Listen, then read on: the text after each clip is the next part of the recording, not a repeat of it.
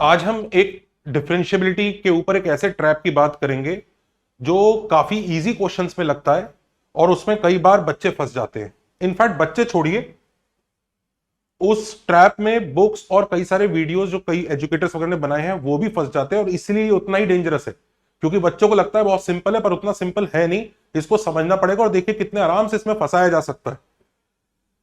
Question ये है कि हाउ मेनी पॉइंट्स में ये फंक्शन जो mod of x square minus 3x+2 है minus mod of x square minus 5x+6 है, ये डिफरेंशिएबल नहीं है। और इसका जो सॉल्यूशन बताया जाता है, और वो सॉल्यूशन को एक रूल की तरह से बनाया जाता है। सॉल्यूशन ऐसा बताया जाता है कि भाई इसको फैक्टराइज कर लीजिए, mod of x-1 into x-2 हो जाएगा, ये mod of x-2 into x-3 होगा।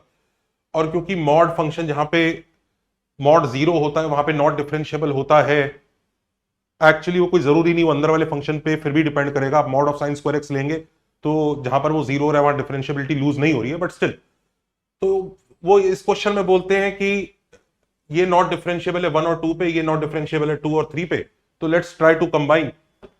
और कंबाइन करके बोलते हैं एक्स इक्वल टू 1 पर ये नॉट डिफरेंशिएबल है, ये डिफरेंशिएबल है, तो नॉट डिफरेंशिएबल प्लस डिफरेंशिएबल आपको नॉट डिफरेंशिएबल मिल जाएगा। एक्स इक्वल टू 3 पर ये डिफरेंशिएबल है, ये नॉट डिफरेंशिएबल है, तो डिफरेंशिएबल प्लस नॉट डिफरेंशिएबल भी आपको नॉट डिफरेंशिएबल मिल जाएगा। बट एक्स इक्वल टू 2 में क्या होगा, क्योंकि दोनों नॉट डिफरेंशिएबल है तो आप कह नहीं सकते, तो इसलिए आप मॉड ऑफ x-2 कॉमन ले लीजिए। और मॉड ऑफ x-2 कॉमन लेने के बाद व्हाट दे क्लेम कि भाई ये नॉट डिफरेंशिएबल है, बट देखिए प्रोडक्ट में जो फंक्शन है वो 0 हो गया, इसलिए वो डिफरेंशिएबल हो गया। सो जो लॉजिक बच्चों को मिलता है वो ये मिलता है कि अगर px एक फंक्शन है जिसमें fx इंटू जी है और fx नॉट डिफरेंशिएबल है a पर, और gx मान लीजिए a पर 0 हो रहा है, तो ये मल्टीप्लीकेशन डिफरेंशिएबल होगा। एक्चुअली ऐसा सही नहीं है, इसमें बहुत बड़ी गलती है। This you can not apply, आप आंख बंद करके नहीं अप्लाई कर सकते, उस क्वेश्चन में नहीं कर सकते। इनफैक्ट वो क्वेश्चन जहां दिया हुआ है उस क्वेश्चन के आजू बाजू जो क्वेश्चन है उनमें भी नहीं कर सकते। क्यों नहीं कर सकते, मैं कुछ एग्जाम्पल दिखाता हूं कि क्यों ये रॉन्ग है। ये पहला एग्जाम्पल देखिए, ये fx है और ये gx है। क्लियरली हम ये देख पा रहे हैं, ये तो मॉड फंक्शन है और ये फ्रैक्शनल पार्ट ऑफ x-2 है। तो अगर हम देखें कि fx जो है 2 पर नॉट डिफरेंशिएबल है, ठीक है, और x-2 का फ्रैक्शनल पार्ट में अगर g ऑफ 2 इसमें 2 डालूंगा तो 0 आंसर आ जाएगा। तो जो रूल बनाया गया कि वो नॉट डिफरेंशिएबल है पर प्रोडक्ट फंक्शन 0 है, तो ओवरऑल फंक्शन डिफरेंशिएबल होगा, नहीं ऐसा जरूरी नहीं, क्योंकि स्टिल ये जो px है ये नॉट डिफरेंशिएबल आता है x इक्वल टू 2 पर, क्योंकि आप लेफ्ट हैंड डेरिवेटिव निकालेंगे तो वो शायद -1 आता है, राइट हैंड डेरिवेटिव निकालेंगे तो 0 आता है, मतलब अनइक्वल आता है। It comes out to be unequal, you can try. तो हुआ क्या भाई, क्या गड़बड़ हो गई यहां? तो जो आपने कंडीशंस बनाई वो तो सब फिट बैठ रही हैं। एक्चुअली चक्कर क्या है, what is the problem, what is the issue? अब पीपल को, शायद लोगों को थोड़ा सा रियलाइज होता है कि नहीं नहीं, इवन इफ g ऑफ 2 0 है तो भी शायद वर्क नहीं करेगा, क्योंकि 2 प्लस और 2 माइनस पे ये जो फंक्शन है अलग अलग तरह से बिहेव कर रहा है। 2 प्लस पे ये 0 हो रहा है, 2 माइनस पे ये 1 की तरफ जा रहा है, तो उस वजह से फर्क आ रहा है। क्योंकि आप लिमिट जब देखोगे ना x टेंडिंग टू 2 माइनस, तो 2 माइनस में ये x-1 की तरह बिहेव करेगा और ये 2 माइनस एक्स की तरह। और फिर आप लिमिट निकालते हैं x टेंडिंग टू 2 माइनस पे, ये कैंसिल होगा, -1 देगा, -1 में यहां 2 माइनस डालने के बाद आपको -1 आंसर आता है। लेकिन वहीं पे अगर आप 2 प्लस की बात करते हैं तो ये मॉड ऑफ x-2 तो x-2 ही हो जाएगा, और फ्रैक्शनल पार्ट ऑफ x-2 भी x-2 हो जाएगा, तो आपका आंसर x-2 आ जाएगा, तो डेरिवेटिव शायद 0 आ जाता है। कैलकुलेशंस वगैरह चेक कर लीजिएगा, but moral of the story है कि दोनों तरफ से अलग अलग आंसर आ रहा है, क्योंकि ये वाला फंक्शन ये दोनों तरफ से अलग अलग तरह से बिहेव कर रहा है, जिस वजह से आप परेशान हो रहे हैं और उसमें टूट रहा है। फ्रैक्शनल पार्ट ऑफ x-2 2 पे टूट रहा है, एक तरफ अलग काम कर रहा है। तो लोगों को ये चीज रियलाइज होती है, लोग कहते हैं ठीक है समझ में आ रहा है कि भाई अगर ये टूटेगा जो दूसरा वाला फंक्शन है तो इंपैक्ट आ सकता है। तो लोग इसको सही करने की कोशिश करते हैं कि करेक्शन क्या कहते हैं कि चलो ये नॉट डिफरेंशिएबल है, ये लेकिन a पर 0 है, और gx कंटिन्यूअस है at x equal to a। This is the justification people give कि नहीं नहीं, जो मल्टीप्लाई वाला फंक्शन है वो कंटिन्यूअस होना चाहिए, क्योंकि कंटिन्यूअस नहीं है तो डिफरेंशिएबिलिटी पे इफेक्ट डाल सकता होगा, आप कंटिन्यूअस कर दो चलो, तो px डिफरेंशिएबल होगा x इक्वल टू a पर। क्या ये सच है? Let's see. ये अभी भी गलत है। क्यों गलत है? Look at this function now, ये एफ एक्स है जो सिग्नम एक्स है और जी एक्स है एक्स। अब g ऑफ जीरो हम जीरो पे चेक करें, we are talking about at x equal to zero, तो अब जीरो पे चेक किया जा रहा है, तो ये तो सिग्नम x है, ऑफ कोर्स आप जानते हैं टूट जाता है तो not differentiable at x equal to zero है। और ये जो x है ये of course g of zero zero है और gx कंटिन्यूअस भी at x equal to zero. फिर भी जब आप इन दोनों को मल्टीप्लाई करेंगे तो जो फंक्शन क्रिएट होगा for x greater than zero it will be x, for x less than zero it will be minus x, for x is equal to zero ये जीरो ही दे देगा, ये वाला ग्राफ बनेगा। अभी भी ये जीरो पे नॉट डिफरेंशिएबल है, जबकि आपने जो रूल बनाया था नया चेंज करके वो तो ये कह रहा था कि अगर ऐसा हो गया तो फिर हो जाएगा। अभी भी इसमें गड़बड़ है, अभी भी इसमें गड़बड़ है, दिस डजंट वर्क, ये not differentiable at x equal to zero आ रहा है अभी भी। अब क्या दिक्कत है? तो अब लोगों को समझ में आता है कि यार इसका मतलब fx के बारे में भी कुछ कुछ कहना पड़ेगा, तो कुछ करेक्शन करते हैं। अब fx को क्या समस्या हुई, यार ये सिग्नम एक्स ना टूट गया था, शायद इसलिए समस्या होगी, पहले टूट नहीं रहा था मॉड। तो खाली नॉट डिफरेंशिएबल मत बोलो, उसको बोलो कि नॉट डिफरेंशिएबल तो है पर कंटिन्यूअस है। So that is the correction people do, कि एक काम करते हैं यार इसको कंटिन्यूअस प्लस नॉट डिफरेंशिएबल बोल देते हैं। ये करेक्शन चल रहा है क्योंकि पहला लॉजिक गलत था, उसको सही करने के लिए करेक्शंस करते चले जा रहे हैं कि नहीं नहीं ऐसा नहीं हो सकता, ऐसा नहीं हो सकता।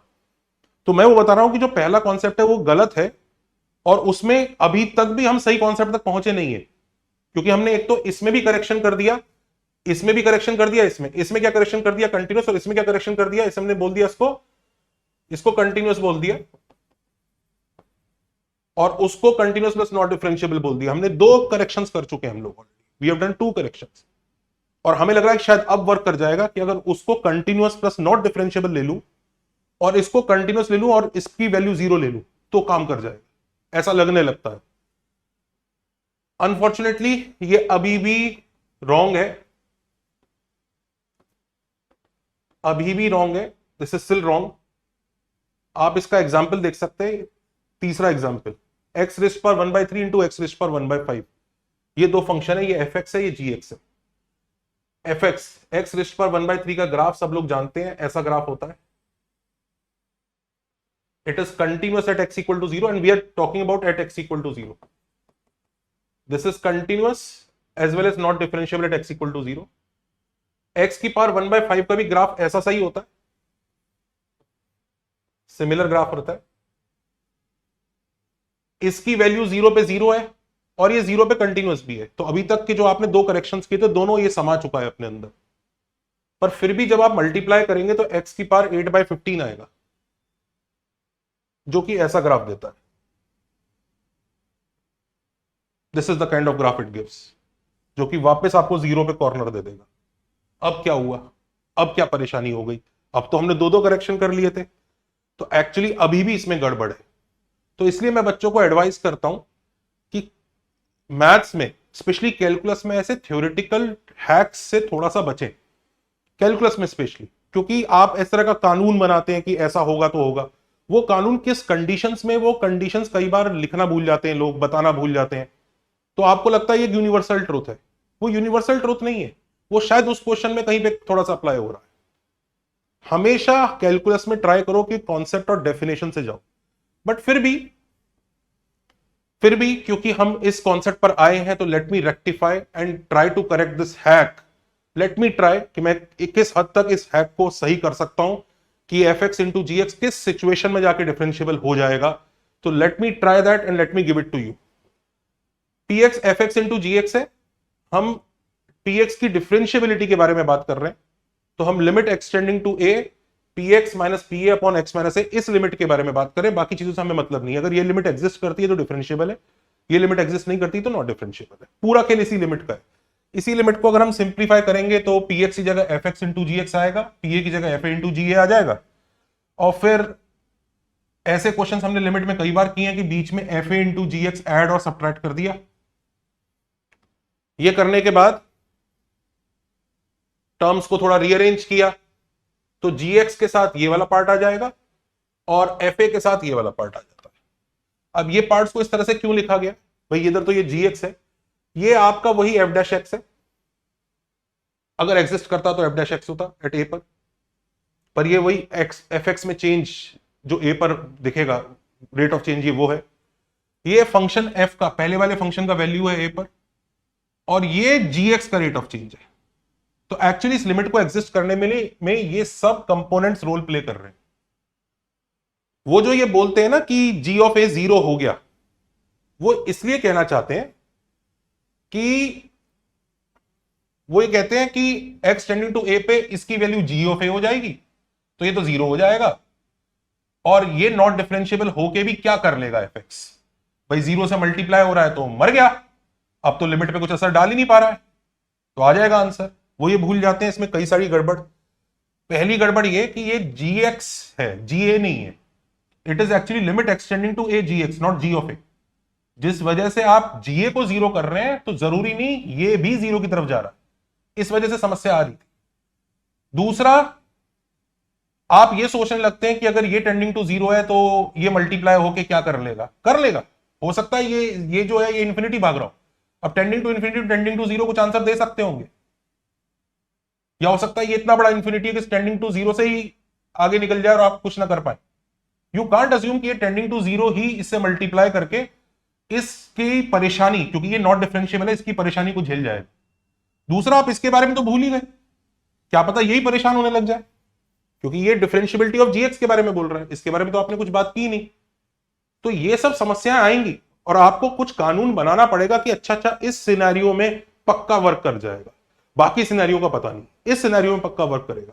तो हम, अगर ये गिवन है कि ये नॉट डिफरेंशिएबल है, ये limit extending to a g x ये रोल प्ले करेगा, ये जी ए नहीं है, ये लिमिट है, और ओवरऑल लिमिट एग्जिस्ट कर रही है, इसका हम एक सिनेरियो सोच रहे हैं, हम एक सिनेरियो सोच रहे हैं।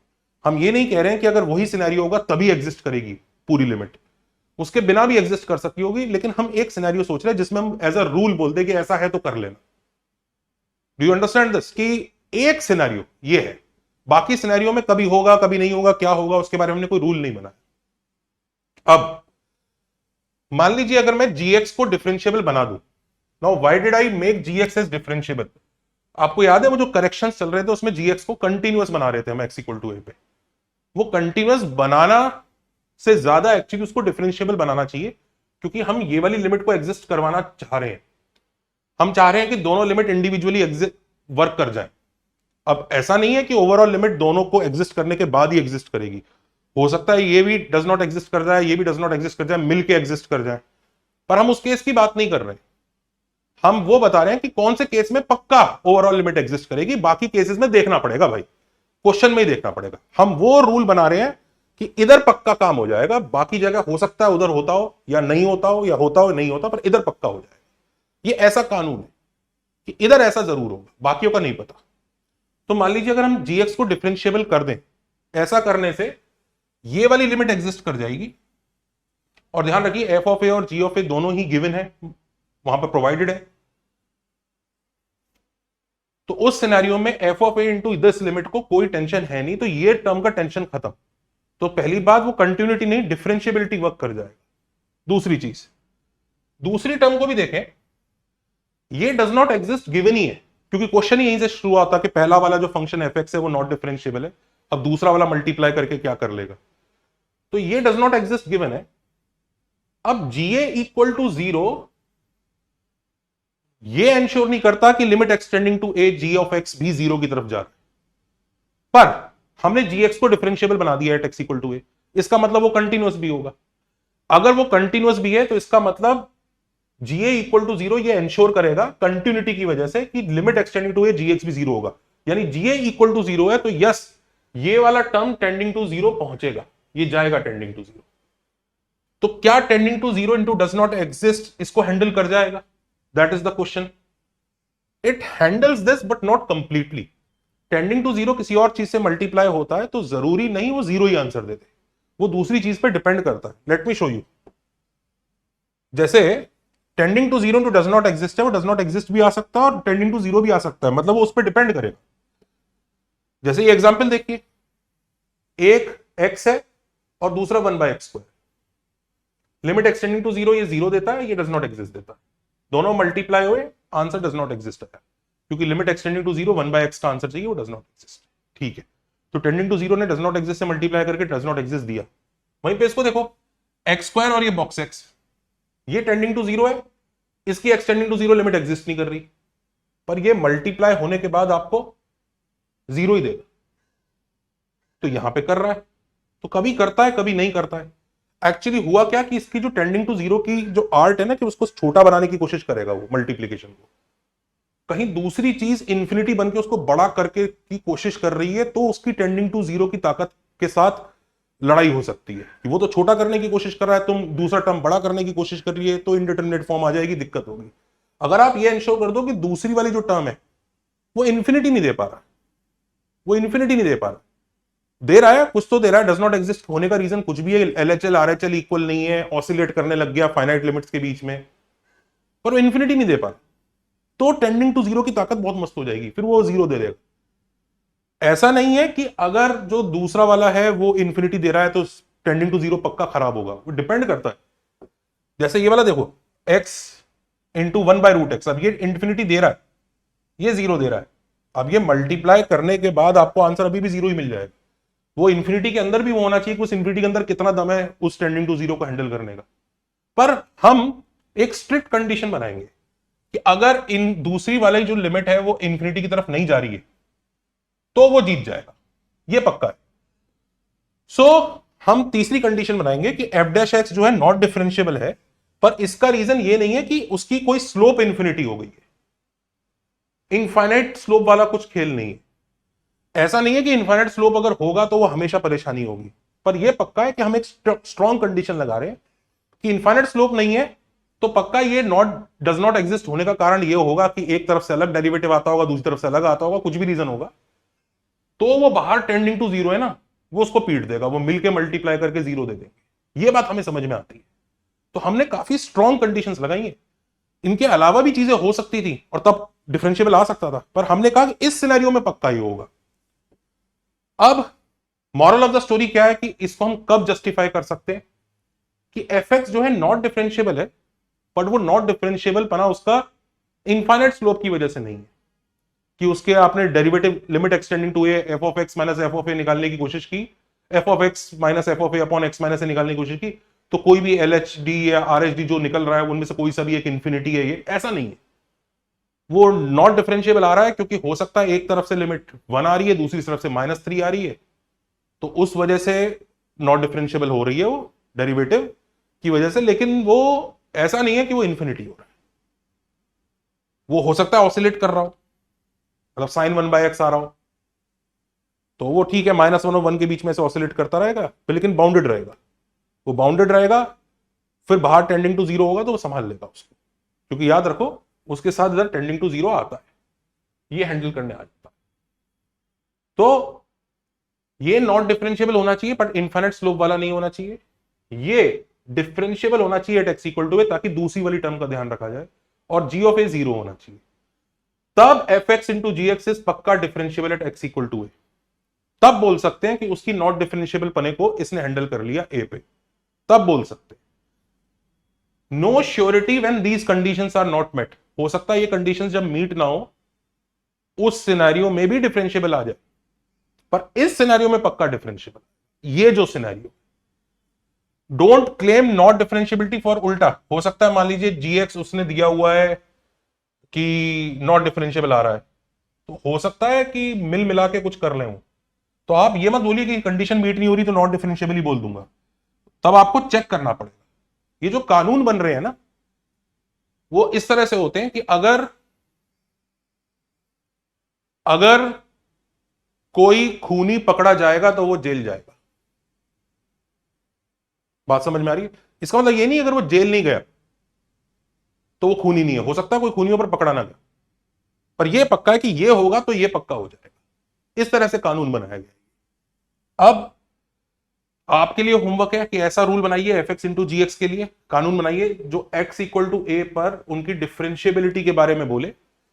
एफ एक्स नॉट डिफरेंशिएबल है, जी ऑफ ए 0 है और एफ ऑफ ए भी 0 है, ये एक एक्स्ट्रा कंडीशन उसने दे दी। अब इस कंडीशन की वजह से कुछ शायद फायदा होता होगा, तो क्या अभी भी कुछ एक्स्ट्रा कंडीशंस चाहिए टू एंश्योर दैट श्योरिटी कि हां इस जगह पक्का अब ये मल्टीप्लीकेशन डिफरेंशिएबल हो जाएगा? क्या हमें अभी भी जीएक्स की डिफरेंशियबिलिटी की जरूरत है एट एक्स इक्वल टू ए? क्या सिर्फ कंटिन्यूटी वर्क कर सकता है? ये सब सवालों के जवाब आप होमवर्क में कमेंट्स में लिख के बताएंगे। खैर, मॉरल ऑफ द स्टोरी ये है कि कैलकुलस में, स्पेशली डिफरेंशियल कैलकुलस में, इस तरह के रूल्स वगैरह बनाने से बेटर है कि आप कंसेप्ट पे ध्यान रखो। एग्जाम में कहीं ऐसा ना हो कि वो 10-5 सेकंड आप बचाने की जो कोशिश कर रहे हो, वो भी तब कि बाई चांस उसका क्वेश्चन ऐसे डायरेक्ट आ गया, उस चक्कर में लेने के देने हो जाए। तो ध्यान रखो कि calculus is about concept, it is not about very short quick formulas, वो उसकी जरूरत नहीं है। और अगर कुछ ऐसा हो तो उसको ठोक बजा के चेक कर लो कि भाई ये सब जगह लग रहा है कि नहीं लग रहा है, इसमें कोई इशू तो नहीं है। और ये कोशिश कीजिए कि चीजें डेप्थ में कवर हो, अच्छे से कवर हो। और if you want to cover maths with good depth, you can check out our courses. हमारे कोर्सेज अच्छे से चल रहे हैं, प्रैक्टिस बैच भी है, 11th batch, 12th batch, droppers batch, you can check them out. Take care, bye.